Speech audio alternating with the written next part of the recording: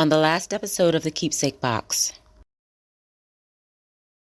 The situation with Juanita took me back to a conversation that I'd had with Antonio years earlier.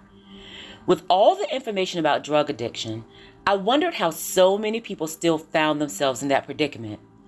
In typical Antonio fashion, he broke it down to me in a way that only he could. He said, "This is the thing, little girl.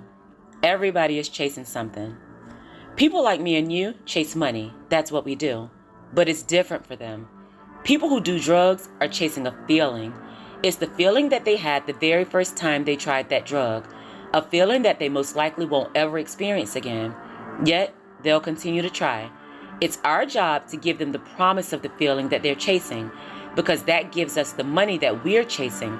It's like a rabbit trap. Rabbit traps are effective because they're easy to get into and nearly impossible to get out of.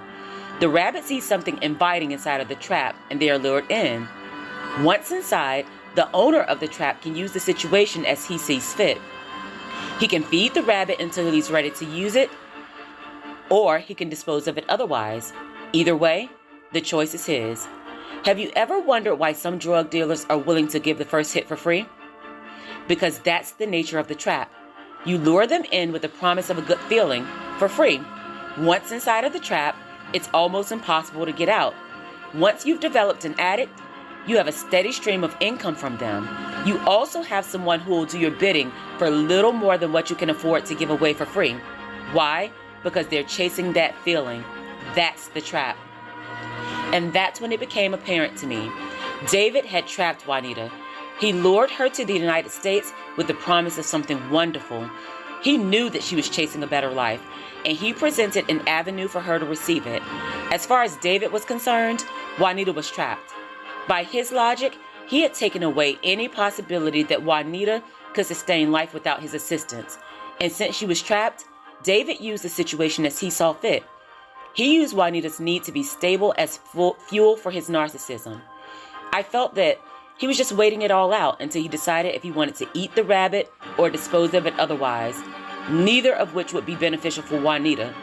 I felt horrible about Juanita's predicament, but I also felt powerless to change her situation. What could I do? Send her away? Where would she go? Back to Belize to host the tourist season? Back to Guatemala, where she had dirt floors and no running water? I knew she didn't want to live like that, and I didn't want her to. After weighing it all out, she was better off there. She was better off with me. And David. Chapter 15, Locked Box. Narrated by Shandora Warren. Music by Epidemic Sound.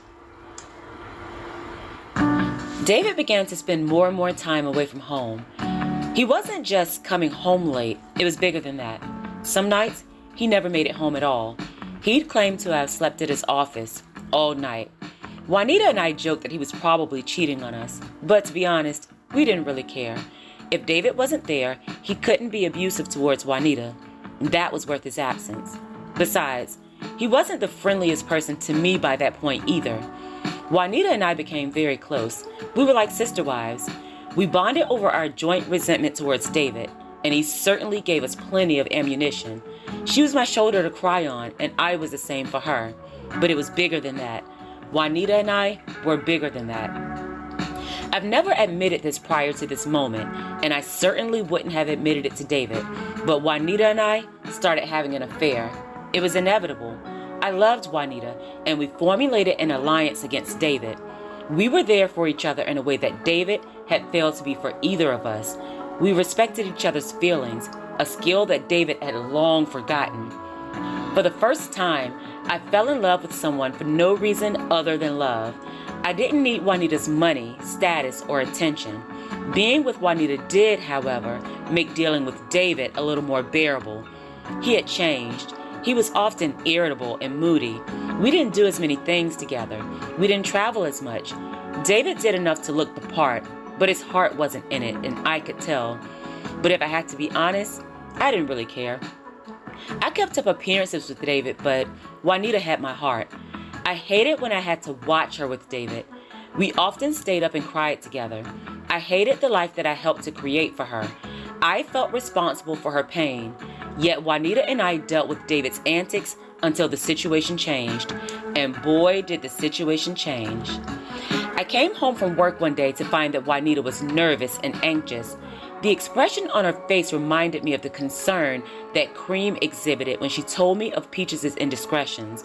It was a look of fear laced with urgency. "What's going on?" I asked. "Do you know that David keeps a locked box in his bathroom?" asked Juanita. I chuckled. "Is that what this is about?" "Of course I do. I knew every single item that was in that house, or so I thought. I'd seen that box for years. I hadn't given much thought as to what was in it. I too had a box. There wasn't anything in my box that I had to keep from David, yet I did. He just wouldn't understand, and I had no desire to explain. Maybe he felt the same. How could I not identify with that?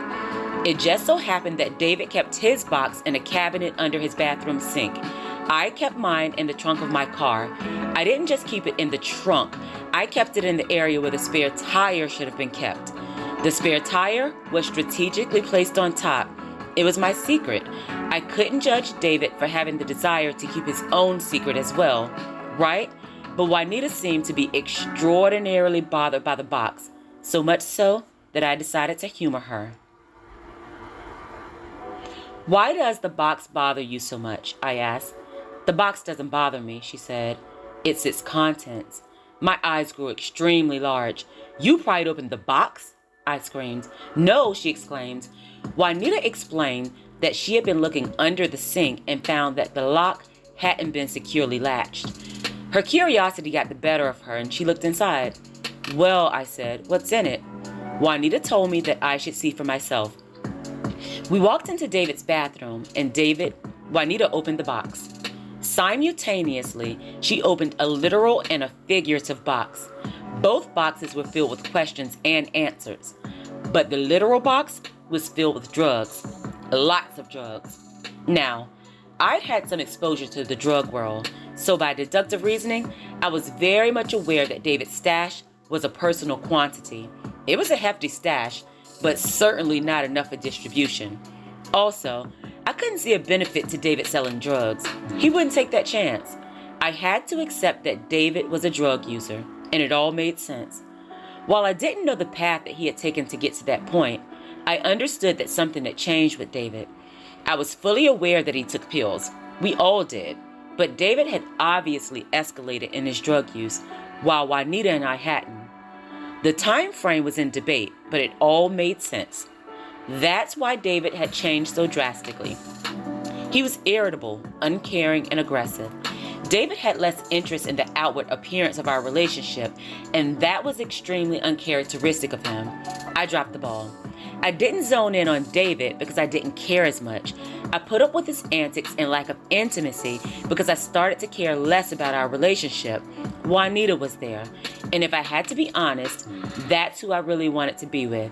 I tolerated David because he was the face of my lifestyle, a lifestyle that I wanted to preserve. But that's all it was by that point, public perception. Our relationship had dwindled long before that point in time, and the discovery of the locked box helped me to understand why. I was very much aware, however, that our problem was bigger than drugs. An escalation in drug type had obviously resulted in a change in David's behavior, and Juanita was paying the price for that.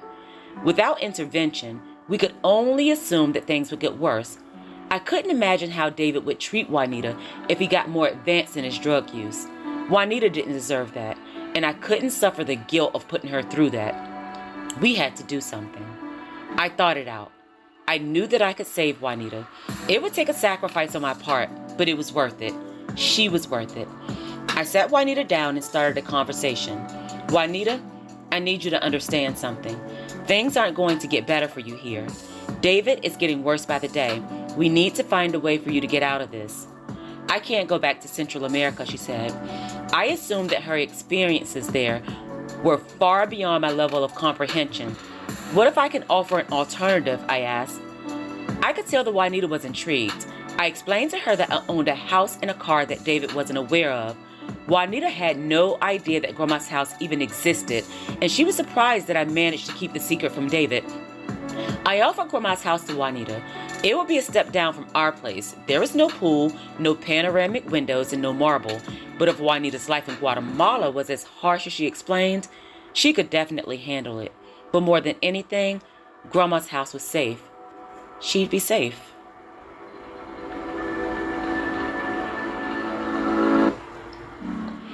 I realized that I really loved Juanita. In all the years of being with David, I hadn't ever considered renting Grandma's house out. I could have had an additional stream of income, but I couldn't imagine letting anyone live there. Yet, I was prepared to basically hand it over to her. I introduced the idea to Juanita. She agreed, but only under the condition that I would find a way to still be with her when I was available. Juanita wanted to be free of David, but she didn't want to be lonely. I agreed. I understood that feeling all too well. Grandma's house was 30 minutes away. We agreed that I would tell David that I had arrived home and found that Juanita was gone. I would say that I had no idea where she was, and that would be that. Life would go on. I would get everything straight and leave David when I was financially conceivable to do so. After everything that I had been through, looking the part wasn't quite as important anymore. I would be with Juanita when it was convenient for us both, and I wouldn't care about the perceptions of anyone else. That was the plan. I set everything up perfectly. Juanita and I acted as if everything was like it had always been. I relocated her things to Grandma's house a little at a time. When we were ready, I made the move. I took Juanita from our house to Grandma's. I had an account set up, ensuring that she wouldn't have to work. On a random Wednesday, I returned home to find that Juanita was no longer there. At least that's what I told David. He was bothered, and I pretended to be as well. David thought that she may have gone back to Belize to work the tourist season. Maybe she didn't want to give us the opportunity to talk her out of it, said David. He shook his head as he talked about how some people lack the sensibility to progress in life. I agreed that his assumption sounded plausible, and life went on. Meanwhile, Juanita settled comfortably into Grandma's house. I visited her every day, and all was well. We had won. We had beat David. I picked up the slack at home. Well, Juanita picked up the slack. As far as David knew, Juanita went away, and the details of the house were left to me. Juanita still managed everything while allowing David to think that I was putting in the work. Juanita came over on Thursdays to do a deep cleaning. Per his new routine, David always slept at the office on Thursdays. Juanita prepared meals at Grandma's house, which I carried home and reheated before David came home from work. David marveled at my ability to keep everything in line while working full-time, and I never told him otherwise. You must be wondering why I didn't just allow David to hire additional help. The answer is simple: fear. It would have been so much easier to have someone in the home to take over Juanita's job, but it wasn't that simple. I didn't feel that I could trust David to do the right thing. Seeing David's maltreatment of Juanita made it incredibly difficult for me to take that chance with someone else's life. I didn't want to be responsible for someone else's hurt. In my mind, if the situation with Juanita was discovered prematurely, David and I would just have to have a conversation sooner rather than later. And that was that. Besides, Juanita and I had planned everything out perfectly. And it worked. Until it didn't. Thank you so much for listening. Make sure to follow Shenny Tells a Story on Facebook and Instagram. I'd love to hear from you. If you like to purchase books by Shandora Warren, they're all available on Amazon in ebook, paperback, and some in hardback formats. Thank you for helping me to create the world that I want to see. Oh yeah, you're welcome.